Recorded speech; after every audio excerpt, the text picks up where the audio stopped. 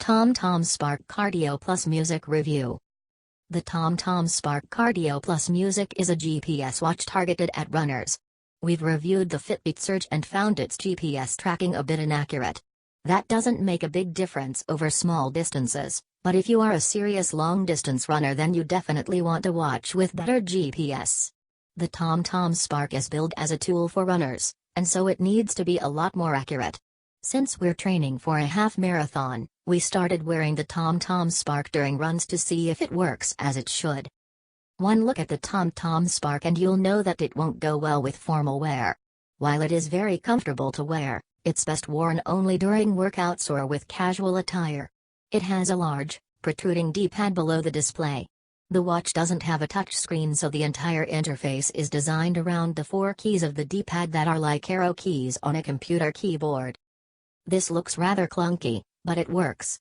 For a runner's watch, not having a touchscreen is actually a positive because sweaty fingers often make it hard to use touchscreens and leave a lot of unwanted prints as well.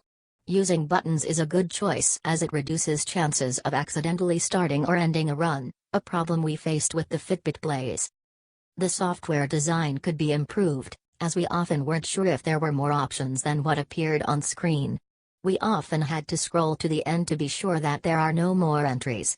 If you're at the watch face, there's nothing hinting at what happens when you press any of the buttons.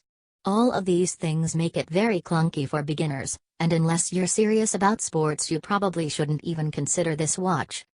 The only reason for anyone to bear with the TomTom Spark's user interface is that it's great at tracking runs.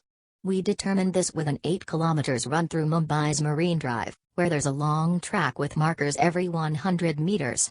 The TomTom Spark measured our run to be 8 kilometers long, exactly what the mile markers said. When training for half marathons with a smartphone that doesn't always give 100% accurate GPS readings, we often ran at least 200 meters more than the training plan required to compensate for any inaccuracies.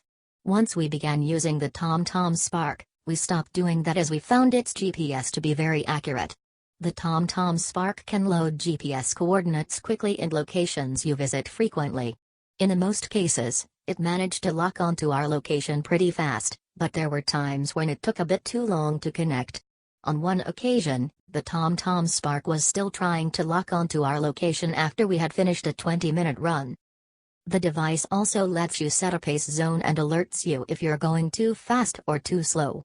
Going too fast when your plan tells you to go slow can have a negative impact on training, and we have had a lot of trouble keeping a steady pace while running.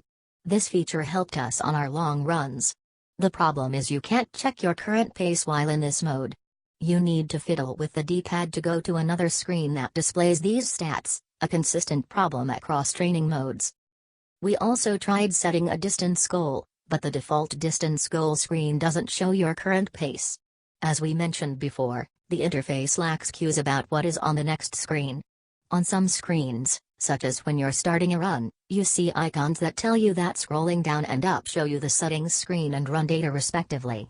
However, once you start workouts, these cues disappear, and the only positive is at least you can't accidentally end workouts, as that requires a long press. Overall, the interface could use a lot of improvement. We also used the watch to measure calorie burn during workouts. Since the TomTom Spark has 24/7 heart rate monitoring, it gives a fairly accurate read of calories burned. Not everyone trains to the point that they need to strictly monitor calorie intake and burn, which shows that this device is targeted at more serious runners and athletes. We also tried the Spark during a treadmill run. We ran 3.5 kilometers in about 20 minutes, and the device, which has a treadmill mode, thought we had only run 1.7 kilometers. Thankfully, at the end of every treadmill run you can manually adjust the distance. The TomTom Spark is also water resistant, and you can use it to track your swims. We didn't swim during the review period, but we did dunk the watch in a bucket of water to verify that it would still work. The Spark also lets you store music and pair Bluetooth headphones, so you don't need to carry any other device with you during runs. This is a great feature. You can just connect the watch to your computer via the charging cable and transfer MP3 files easily, but it won't be of much use if you only use a streaming service such as Apple Music. TomTom says the Spark is compatible with only a few Bluetooth headphones, But we tested it with a Brainwaves Blue 200, which is not on that list, and it worked just fine. While the Spark is a product that gets a lot done, we did find ourselves wishing for some improvements. For one, we'd like to be able to customize the watch face. While the display is very readable, it only shows 3 things at a time. For example, if it shows the current pace in a large size, while 2 more things, the duration of the run and the distance covered, are shown below it in a smaller size. We wanted to see both current pace and our average pace during the run, but we couldn't find a way to do that. In general, the TomTom Spark lacks customizability. While competing watches from the Garmin Forerunner series let you see what you want and have some apps too, the TomTom Spark lacks these features. It lets you set only one alarm, and we need multiple alarms to wake up early, and the TomTom Spark wasn't of much use. The TomTom My Sports app is decent, but once again, it's not very user-friendly. If you're used to apps such as Fitbit or Nike Plus Run Club, you'll find this app clunky and bare bones. However, it does give you lots of data about your workouts, such as heart rate charts and pace zones, and even allows you to export this data to apps such as Strava and Nike Plus Run Club. Overall, we are pretty pleased with the TomTom Spark Cardio Plus Music. We love its accuracy and feature set, and the ability to play music directly off the watch is a major bonus that many runners will appreciate. Its lack of customizability, clunky interface, and bare-bones app are cons, but we're willing to deal with them. The battery lasted us 4 days with 1 workout per day. This went down to 2 days when using the night mode, in which the display lights up. TomTom sent us a unit that had been used heavily, so your battery life results may vary. If customizability is an absolute must, you could look at the more expensive Garmin Forerunner 235, but that watch can't store and play music.